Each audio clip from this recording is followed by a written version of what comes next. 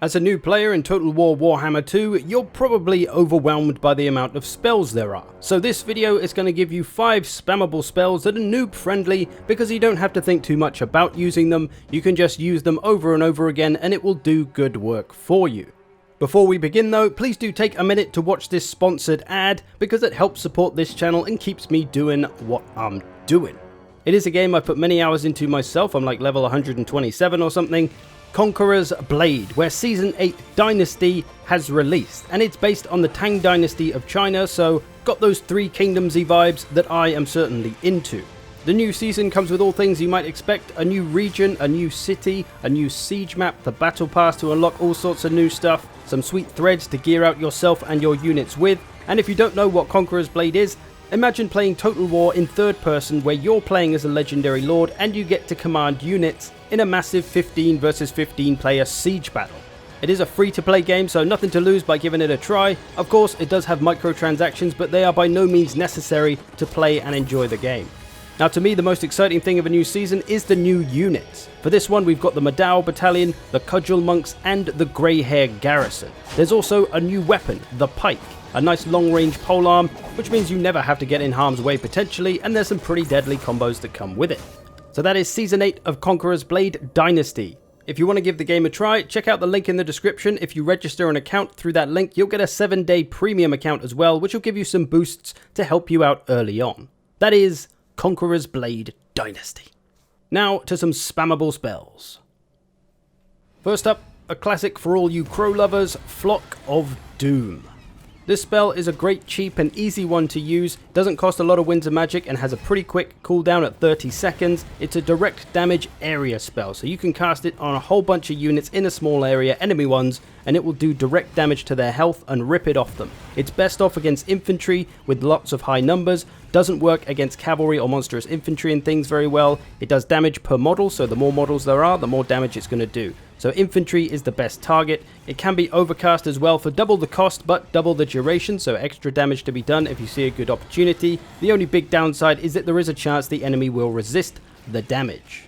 So what you're looking for when using Flock of Doom is just grouped up enemy troops, preferably more expensive ones. Like here, I've got Swordmasters of Hoeth in here, some Loth and Seaguard, some Spearmen as well. It's pretty easy with High Elves because everything's expensive, but those big expensive units like Swordmasters of Hoeth, even with their high amount of armor, Flock of Doom doesn't care about that. It just goes straight through it and directly damages the model's health. So it's great against elite units. You can see the value from that one upgraded cast there, because that's really where you're going to get the value from Flock of Doom, is taking off more expensive units' health. Any mid or high tier groups of troops, it's good to drop this on. Good to even go for the upgraded version as well because it lasts longer and will do more damage. So when the opportunity arises, when you've got expensive units all close together, drop a Flock of Doom on them. Upgrade it as well if they are expensive. See, I'm doing this for a second time on this group of Spearmen. So I've used about 3 Flock of Dooms altogether and my caster has nearly 1800 damage. Mostly from those 3 upgraded Flocks of Doom and a little bit of melee. The only way you can really go wrong with Flock of Doom is using it on units that don't really matter that much. For example, Goblins. They're cheap, they're not a huge threat, you don't really need to get rid of them super quickly. Using 6 magic from the normal version might be worthwhile if you really want to get these out of the way in a hurry, but dropping 12 magic on them for the overcast probably isn't worth it because they're not that dangerous. Something more spooky like Orc Boys though, who are a very strong low tier infantry, those you might want to try and get rid of. You could just drop the normal 6 on those, but you could overcast as well, and that would be worthwhile because they are a pretty big threat to front lines generally. But if you see something like this, which is maybe Black Orcs and Big Uns, i.e. mid to high tier units, these are where you probably always want to overcast because it's going to be worthwhile getting that longer duration of Flock of Doom going. So if you get some kind of situation like this where there's a lot of expensive units in one place, drop that big 12 bomb and go for the overcast. It's usually going to be worth it. And try to cram as many units in there as you can as well. There's no limit to the amount of units you can hit with Flock of Doom. If there are 10 units within that circle, you will do Flock of Doom to 10 units. So you can really maximize the damage. And like I say, infantry is really the target because they have more models. The amount of health it takes off like a monstrous infantry really isn't that much. So best off to try and hit infantry with this. It's where you're going to make the money. You could just take Flock of Doom as a spell, but to be honest, you're going to want some other stuff with it. Amber Spear is a good one. I've racked up about 1500 damage from this Lizardmen caster, mostly in Flock of Doom with a little bit of Amber Spear. And do be aware that Flock of Doom may not be as useful against those factions which rely on a lot of cheap infantry like the Skaven or Bretonnia, because you won't get a lot of damage value from killing those units. That is Flock of Doom. Now let's heat things up a bit with Fireball. One I personally love flinging at enemy lords non-stop.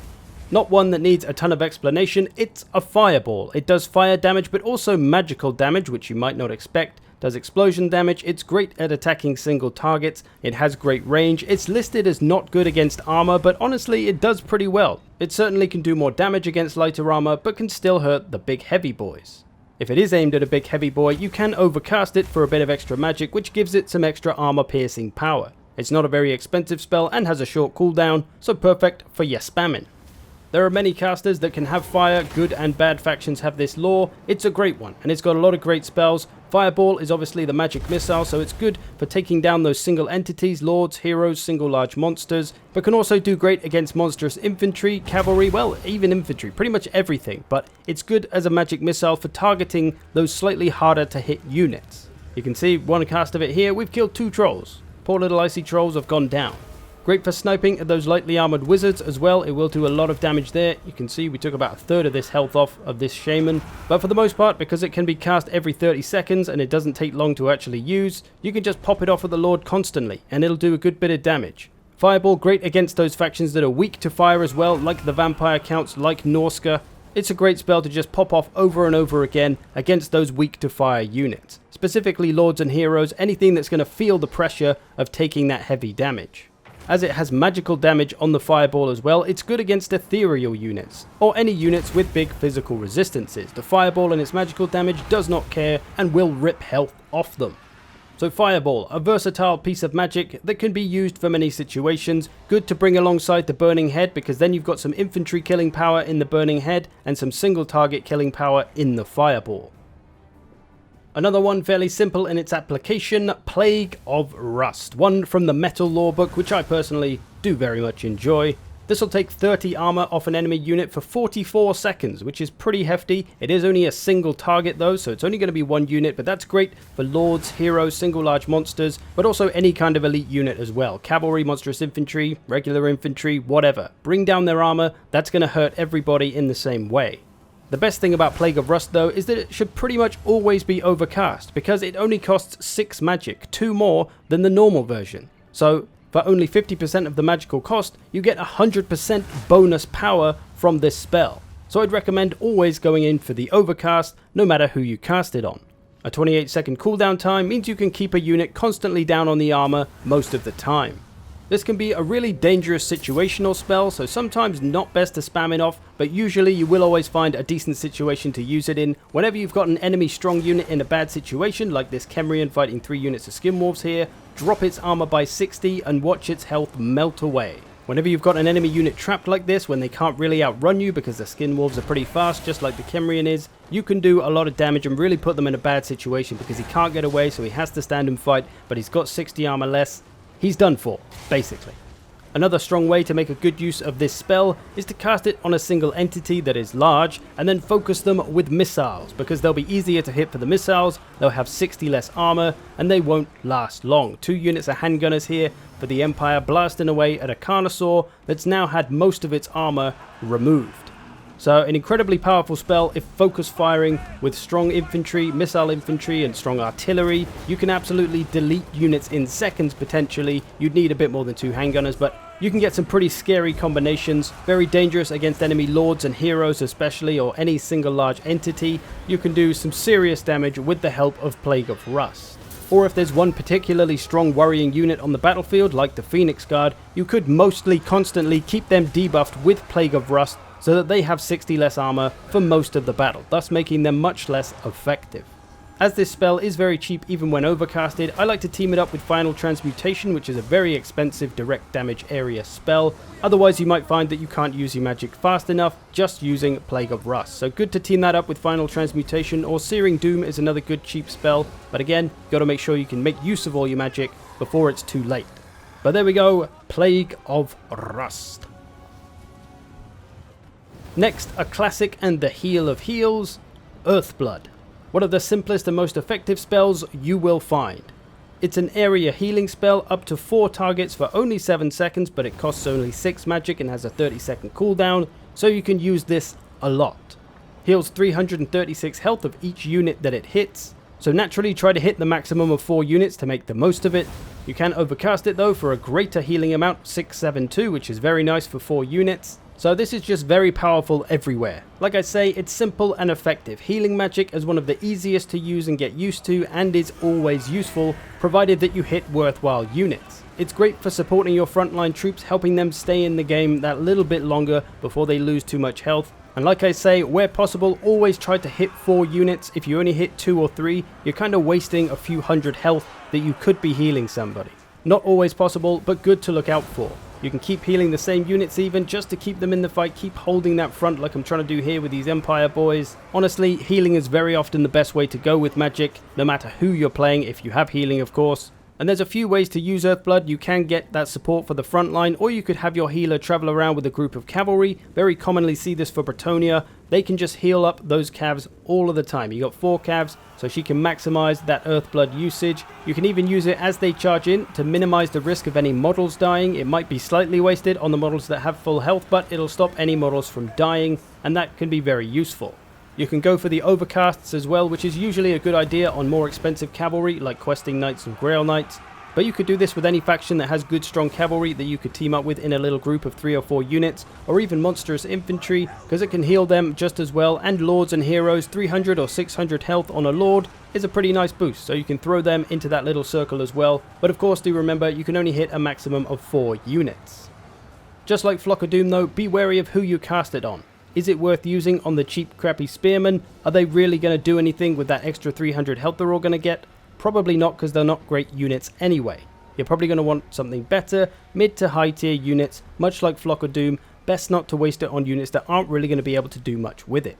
Frontline units, even though they're still quite cheap, these low tier swordsmen, the Sigmar Sons, these are good units to heal up, as they have a real purpose and a point to hold on to, and they will do something more with that 300 extra health, or 600 extra health, whatever you give them.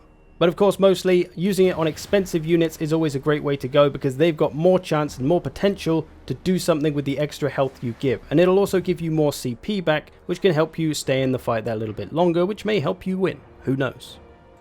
Do be aware as well that just because a unit's health bar isn't full doesn't mean they need healing. If a unit has lost models, they will not gain any healing. You see these Knights of the Blazing Sun, their health is not going up. Why? Because the models are dead. You can't regain the health of dead models, right? So sometimes you can waste healing if your health is already at max because you've only got so many models. Just be aware of that when dropping your heals. It's not easy to tell which ones have dead models, but you can look at the number left and try to make an estimate of how much health they should have at full health, if that makes sense. So Earthblood, a great spammable healing spell. Mostly you'll just team this up with Regrowth, which is a great single target healing spell. They're the only 2 spells you really need from this lorebook most of the time, and they're really simple to use. Just look at who needs health, make sure they're a worthwhile unit, and go for it. And lastly, a spell from one of my favourite lores, Enfeebling Foe. This is a great way to limit the effectiveness of any single unit. It only costs 6 magic and has a 30-second cooldown, reduces enemy melee attack by 24 and melee defense by 24, lasts 17 seconds. Can be upgraded of course for an extra 34 seconds at 10 magic. So when an enemy unit fights your unit, they will not only do less damage, but also take more damage from your unit as a result of Enfeebling Foe. So this spell essentially adds like 50 years of age to an enemy unit. Imagine a Chaos Warrior and the big scary dude inside it. Well, take him out and replace it with your granddad. How scary is he now? He's an enfeebled foe. He doesn't do so much damage, he's easier to do damage to. He's a feeble old man. So that's essentially what you're doing to a unit with this spell. It makes them not so effective all around. And that's great for just casting on those powerful units that are a big problem just as constantly as possible. At least of course when they're a threat and when they're engaged in melee, especially if they're engaged in a bad matchup like these Dragon Ogres fighting Spearmen here. This is a great chance to help my Spearmen survive a little bit longer against the Dragon Ogres, whilst also allowing them to do a little bit more damage because they're easier to hit with their lower melee defense. So if the enemy faction has a big scary unit that you're afraid of, just enfeebling foe them as constantly as possible, and well, they won't be so scary or effective anymore. For that reason, it's best to target the more expensive, dangerous units, elite units of any kind really, because it's great against everything. Infantry, cavalry, monsters, single large monsters, single entity bastards, monstrous infantry is what I was trying to say because I couldn't remember what dragon ogres were, but that's what they are. Everything. It works. Great to use on lords and heroes as well, especially if they're in a fight with your strong lord or hero. It'll be a good way to help them out and help them win their duel, potentially. If you've got a unit in a matchup that they can't really get away from easily, good to go for the upgraded for that extra duration, but do be careful if it's a unit that can run away quite easily from their target, like these trolls against spearmen. They're fast enough to get away, so it's a bit of a waste, or at least a risk of a waste, because that unit might run away and thus just stay enfeebling foe while they're not being attacked, and it won't really do anything. There's a lot of great spells in the Shadow Lore book to bring as well. Pit of Shades, Penumbral Pendulum, Withering, all great spells that can go alongside this spell. You've got some great options. So enfeeble your foes and fight Grandad. And there we go. 5 spammable spells that are pretty noob friendly. Doesn't take too much thought to use them, you just gotta look at what units you're casting them on. Of course that does take some knowledge, but for now, casting them on anything that looks expensive is a good way to go. I hope you've enjoyed this, thanks for watching, I'll see you in the future.